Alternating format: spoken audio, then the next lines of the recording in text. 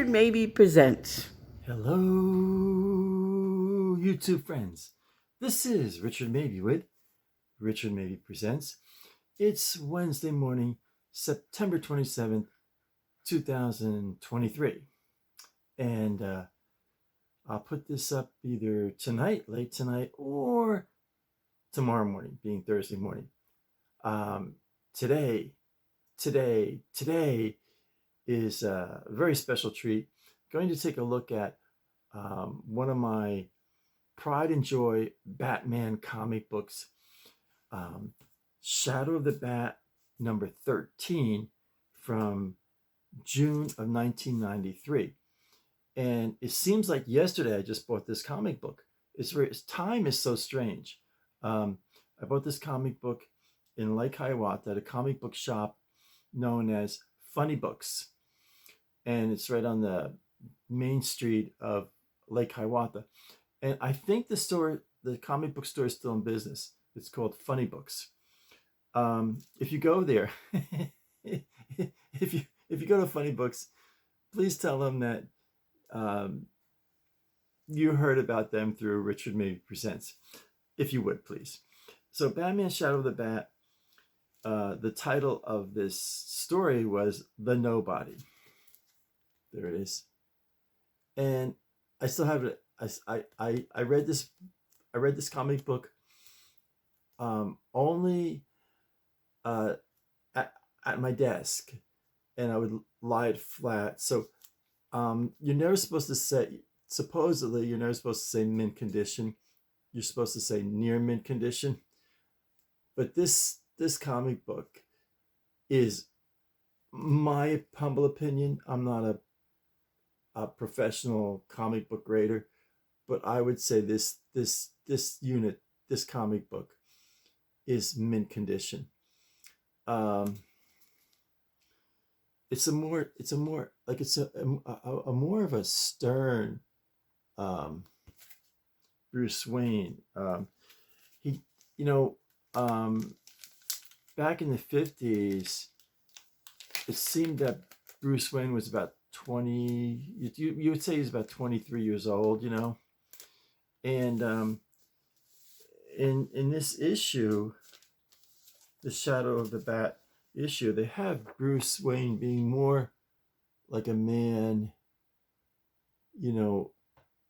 maybe almost like he's 45. You can see like the hairline, the receding hairline, kind of the look in the forehead, more of a stern Bruce Wayne, as opposed to a kind of youthful, vigorous, idealistic Bruce Wayne. Saying that he's between 23 and 25 years old at the oldest. So anyway, this was from June 1993. I bought it for $1.75 at the Funny Books in Lake Hiawatha. Now here's the thing. That was over 30 years ago. 03, 13, 23. And I remember,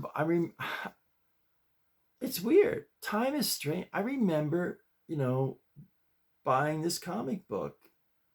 And so I'm 70. I was 40. And actually, it was 39 because my birthday's in September. So it was 39. The old joke, what was his name? Played the violin. I forget his name now.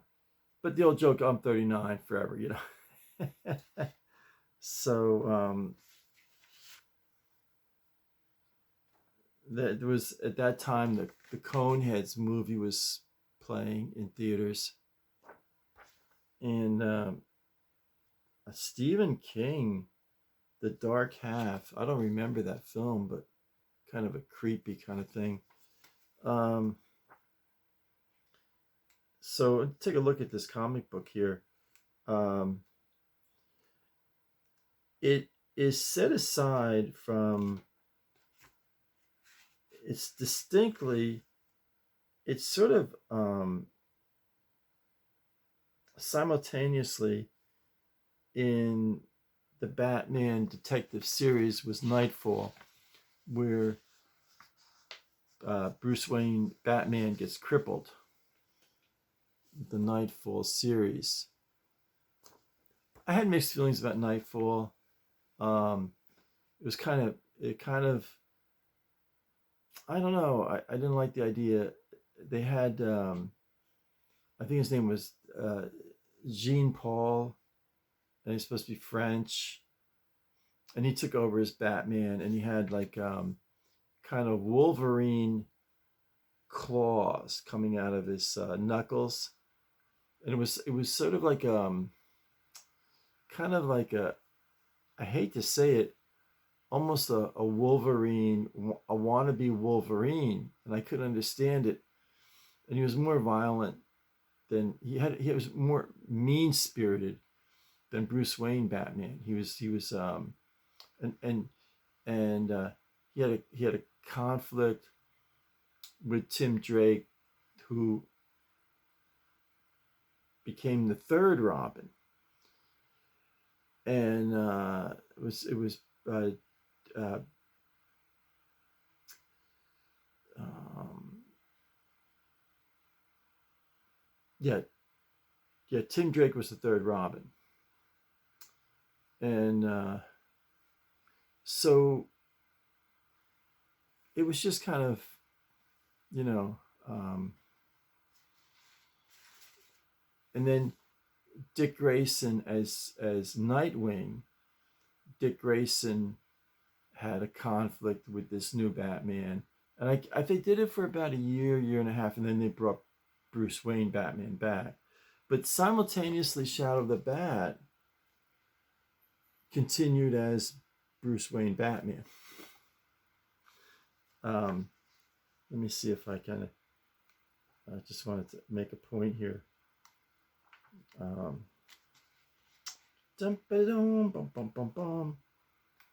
There's not a whole lot of drawings of Batman himself. It's kind of focused on Bruce Wayne here.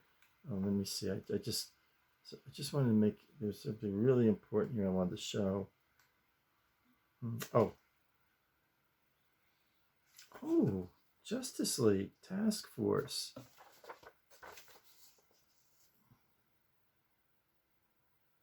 Justice League got confusing, and I didn't buy Justice League comic books then. It was Justice League of America, Justice League International, Justice League West Coast, and it just got complicated. They were trying to do, I think DC was trying to create a larger universe of superheroes, like sort of like they were trying to mimic the Marvel universe. I never liked this comic book Lobo. It was just, I never bought one or anything, but it's kind of a strange comic book Lobo. In this issue of Shadow of the Bat 13, the Joker is kind of more evil than usual. And like in the 50s, the Joker had a sort of unique personality, almost like he wasn't as dangerous, he wasn't as evil. Then the 60s, the Joker in the comic books, and there was this sort of like, who was leading? Who was it? Like, was the 1966 Batman TV show leading the way, or were the comic books leading the way? Was the TV show a reflection of the comic books, or a strange Twilight Zone thing happened that the comic book became reflective of the TV show? And I think it was actually that this is my opinion, the TV show, Adam West, Burt Ward, Batman and Robin, actually became the guiding light for the comic books, because I noticed it in January 1966. The Batman TV show premiered, and then I noticed, like right away in the comic books, more boom, bam, pow, in the fight scenes in the comic book. And prior to that, you might see that in a couple of blocks. But after when the TV show was in full swing and very popular, it was you saw more of that boom, pow, bang, biff kind of thing in the comic books. So I do think the TV show was influencing the comic book rather than the comic book was influencing the TV show. It was just a strange thing. And then I remember when Batman first came on, it was on 7:30 Wednesday and Thursday, and they'd get caught in a trap at the end of the Wednesday night show. And then on Thursday, 7:30, they would recap, like in 3 minutes, maybe, yeah, 2 to 3 minutes recap yesterday's episode, being Wednesday. And then they would, Batman and Robin, or Batman or Robin was in the trap. And then they showed you in about 3 minutes how they got out of the trap. And sometimes it was like, the Robin's on this conveyor belt, and the saw, there's this huge saw, like an old gristmill saw, and Robin's, coming down to be cut in half lengthwise.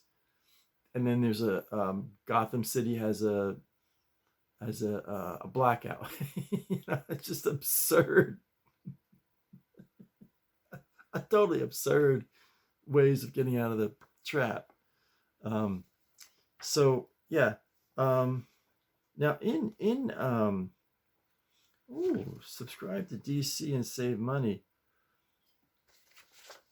When I was a kid, I used to subscribe, and you would get 10 issues. Comic books are 12 cents, so you'd get 10 issues for $1 and save 20 cents. Now we laugh at that. But back then, 20 cents was, hey, 20 cents.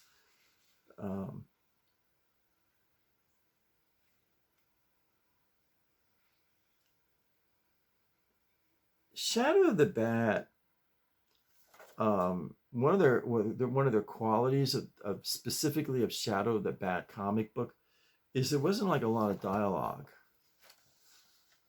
You can see here, there's not like, it was kind of more action oriented than the Batman comic book itself and detective comic books. They actually, in the early 90s, they had the regular Batman comic book, Detective Comics. Then they had Legend of the Dark Knight, which was a Batman comic book, and then Shadow of the Bat. So they had 4 major monthly Batman comic books out. Let me see something here. I just wanted to show something. There's something very significant I wanted to show here. But the graphics in Shadow of the Bat were fantastic. Check this out here. I want to be very careful how I handle this comic book. You can see it's sort of oriented, very Shadow of the Bat were action oriented, as opposed to the thinking Batman. The Batman the detective was sort of Detective Comics and a little bit in Batman comic books, but Shadow the Bat was like, you know, this energetic, uh, kind of. Um, they used a lot of red ink in Shadow the Bat. Um, that was sort of a trademark of Shadow the Bat. See the a lot of red ink, and over here you can see a lot of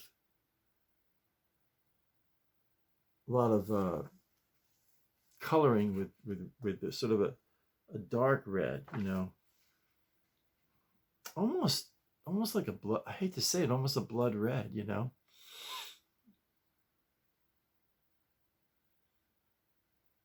Um, this is a great drawing of Batman here. Just a just a great drawing of Batman there. Again, you know, kind of the coloration, this sort of like this blood red theme running through this comic book. Bloodlines. I did not understand bloodlines. Well, not that I didn't understand it. I just didn't buy the Bloodlines series. And it went it Bloodlines um, um, was a theme that went across the entire DC universe in around 1993. But I never, I don't know, I just at that point I would stop off after work about once a week and buy specifically buy a Batman comic book. So, you know,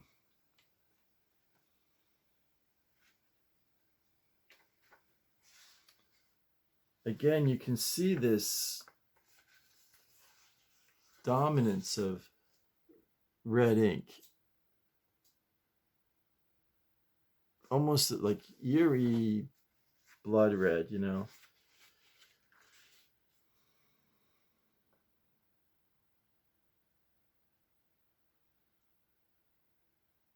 Um,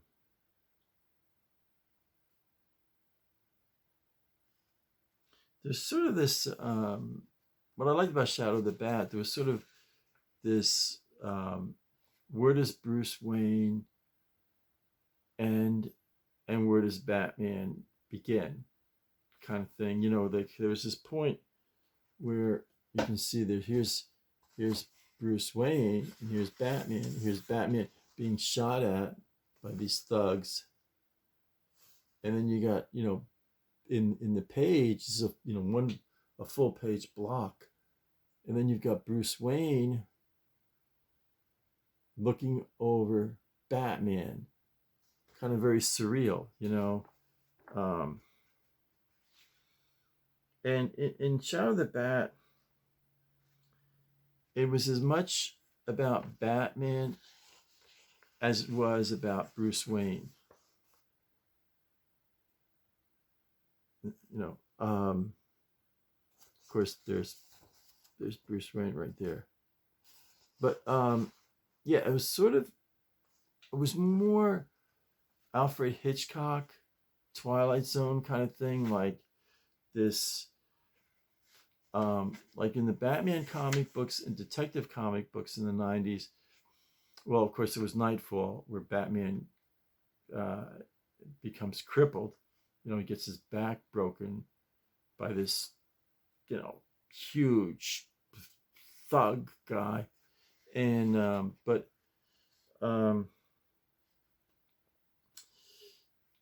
the, yeah, the Shadow of the Bat series, it had here, you know, it's like you can see page after page focusing on Bruce Wayne. There's Bruce there. And it kind of delved this whole page is Bruce Wayne, and here, you know, Bruce Wayne. Um, yeah, that was kind of. I should give credit here. Alan Grant is the writer of this comic book. Norm Brayfogle is the artist. Adrian Roy, colorist. Todd Klein, letterer.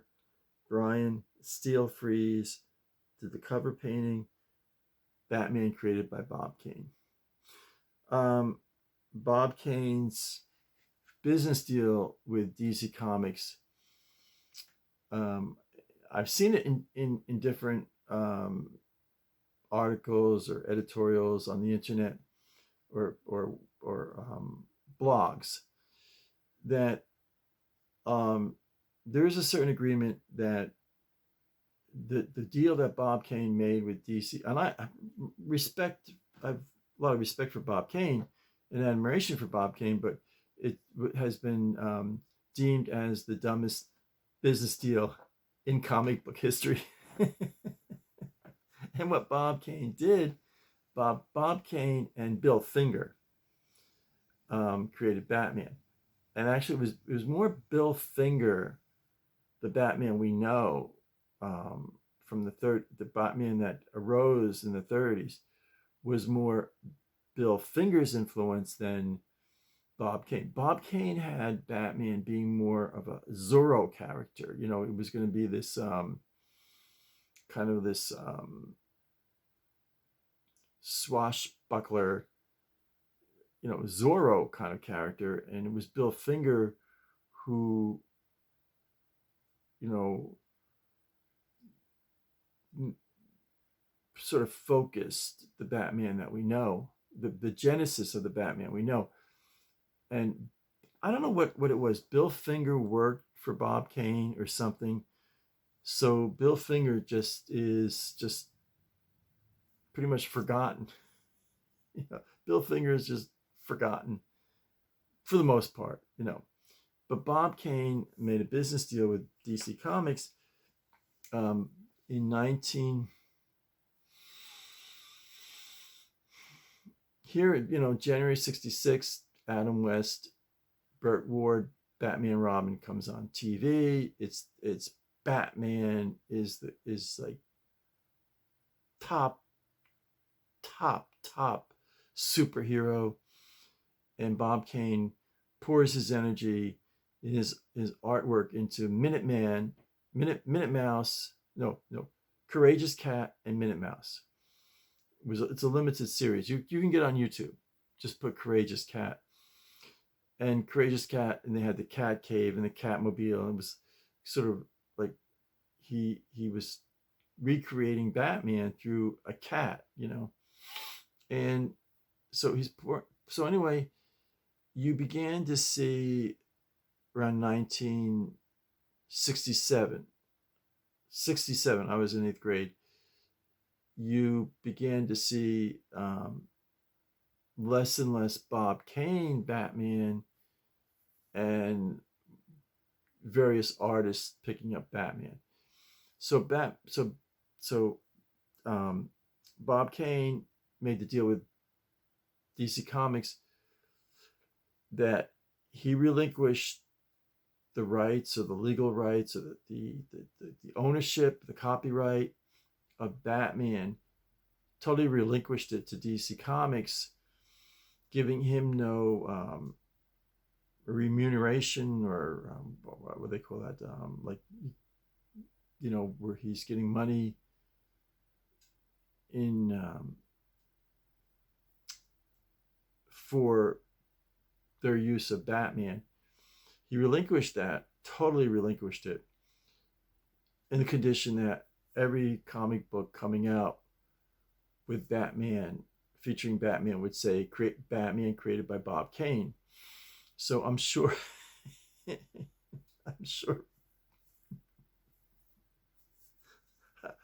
Bob Kane's, you know, kids are really appreciative of that, you know. It's like, I mean, not one red cent. The 1989 Batman movie, the every Batman movie, since, I don't know, I heard he made the deal in 68, 69. I might be wrong in there, but like that era where he was stepping back from actually drawing Batman and writing the Batman stories for the comic books. And wow, I don't, I mean, I think about it, like, didn't he have an attorney, like, or have a buddy that was a lawyer and say, what do you think? You think I'm making a good deal? So from that point on, I think it was 69. It might have been as late as 1970, not getting one red cent. One red cent. Um, so, yeah, Shout of the Bat, 13, June of 1993, and it sold in 93 for $1.75. If you get the chance, um, check out this issue on eBay, or I'm not endorsing eBay, but or internet auctions and that kind of thing. They have Whatnot. I got to keep up on this stuff. I really do. I really need to keep up on this stuff. But anyway, yeah, this is a great comic book, and it's a different Batman. It's sort of you know um, the psychology of Bruce Wayne, the essence of Bruce Wayne, you know the man behind Batman, which was in the 50s and 60s and even in the 70s was almost like swept under the carpet and kind of came to life in the early 90s, specifically through Shadow of the Bat. So I just thought, change of pace, that kind of thing. So I'm going to close. If you like this video, or even if you didn't like this video, please hit the like button and please comment. Nice comments. Please, nice comments. I get nice comments for the most part. And also, please subscribe. If you haven't subscribed, please subscribe. Why not? It doesn't cost you anything. And then hit the bell on the right hand side and let you know when I put up new videos. Why not? It doesn't cost you anything. So I'm going to sign off. So stay happy, stay positive, stay Batman. This is Richard Mabey, signing off.